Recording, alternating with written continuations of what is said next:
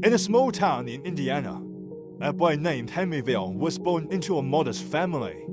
In the winter of 1895, at the age of 6, he faced his first major life challenge, the death of his father. This event was devastating to him. His mother had to work tirelessly at a tomato canning factory, leaving young Henryville to care for his siblings and take on the responsibilities of cooking and household chores. As time went on, Henryville had to leave school at the age of 10 to work on nearby farms to help support his family. He would get up at dawn and return home only after the sun had set.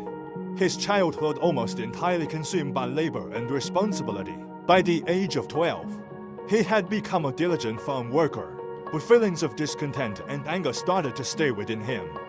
He wanted more than just a life on the farm. So, at the end of 6th grade, he made a decision to run away from home and start life as a carriage painter. This choice dramatically changed his life. He began to experience a different world, but also realized the hardships of life.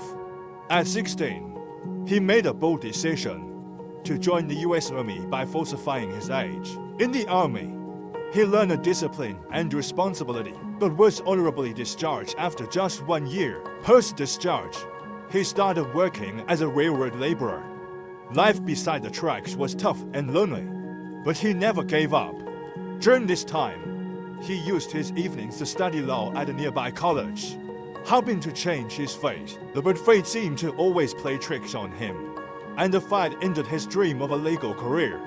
Disheartened, he was forced to move back with his mother and took up a job selling life insurance. But his personality and independent spirit made it difficult for him to adapt to the insurance company, and he was eventually fired.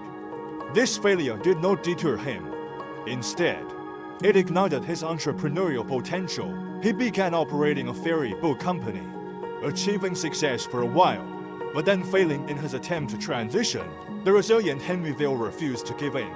He then became a tire salesman. However, when the company closed its factory, he was once again jobless. In 1940, at the age of 40, life seemed to offer him a turning point. He met the general manager of an oil company and was invited to manage a service station. He seized this opportunity, but the Great Depression made his business struggle. That same year, he got a service station from Shell Oil Company and started offering fried chicken and other simple meals there. His fried chicken quickly became popular in the area.